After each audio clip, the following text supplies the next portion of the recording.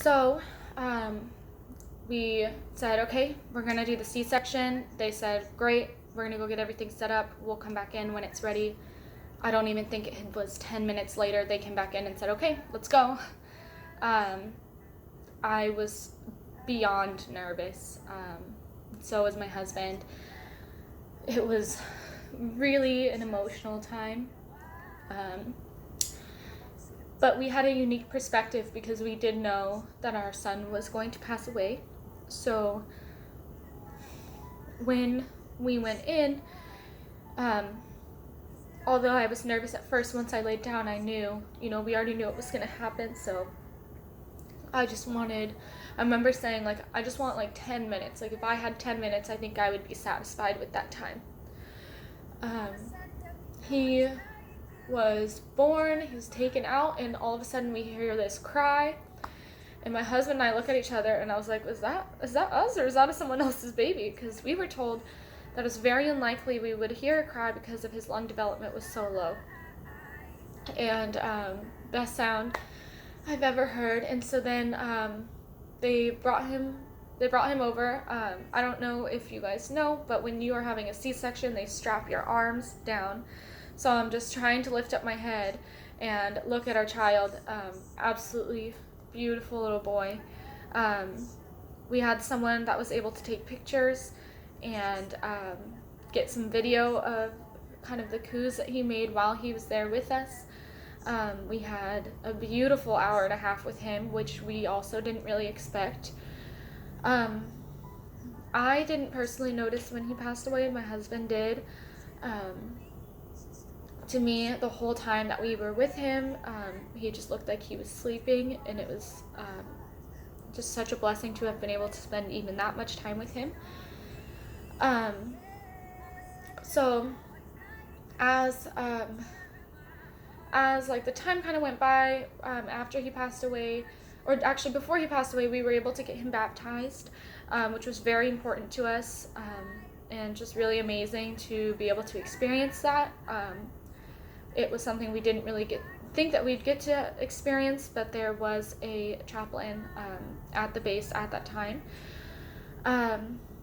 After that, after he passed away, my husband was able to, or we were both able to bathe him, dress him, and spend a lot of time just kind of loving on him that night and everything. When I was pregnant, we were given the opportunity to meet with a bereavement counselor. They told us about something called a cuddlecot, and when I first heard about it, it was such an obscure idea, thinking that there would be this kind of like a cooling bassinet that we would lay our child in and spend a little more extra time with.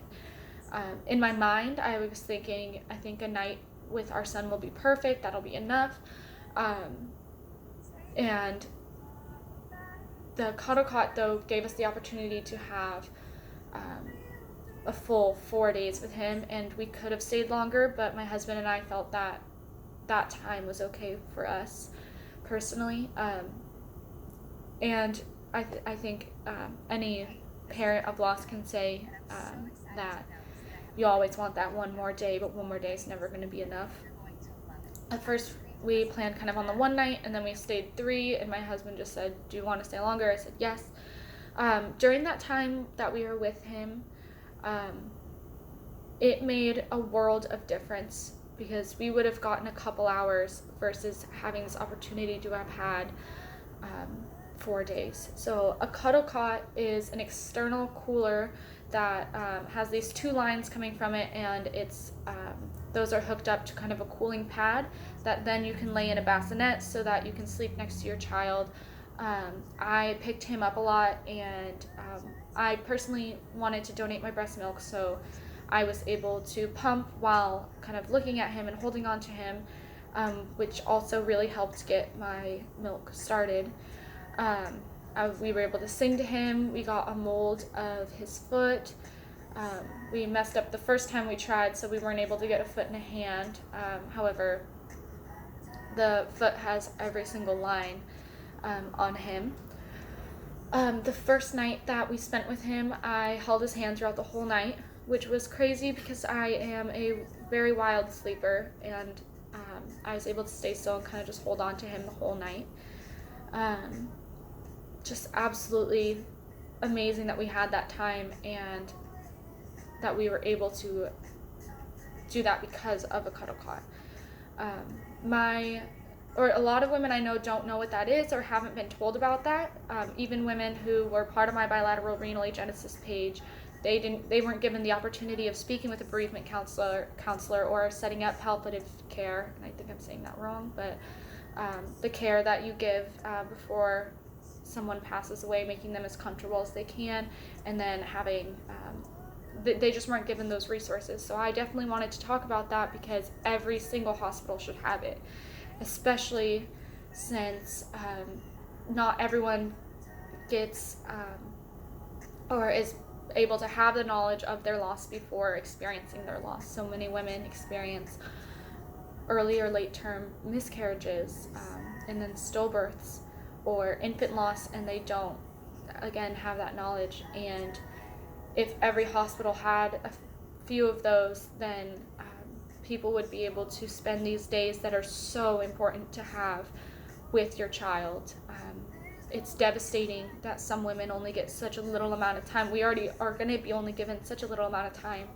If you can have those extra days, you deserve those extra days. So if you are a hospital and don't have one, I don't know how you would look into getting one yet, but I will come up with more information on that. And if you are in my shoes or how I was with the knowledge of your loss, definitely see if there's a cuddlecot there, see what you can do to get one there. Those days made what could have been, again, only a few hours, 4 days, and they meant the absolute world to me. So that's kind of our birth story. I'm gonna talk more in a couple weeks about knowing about our loss before our loss. This video is separated into 2 videos, so hopefully you're able to see both. And I hope everyone has a nice day, and I look forward to continuing to share my story.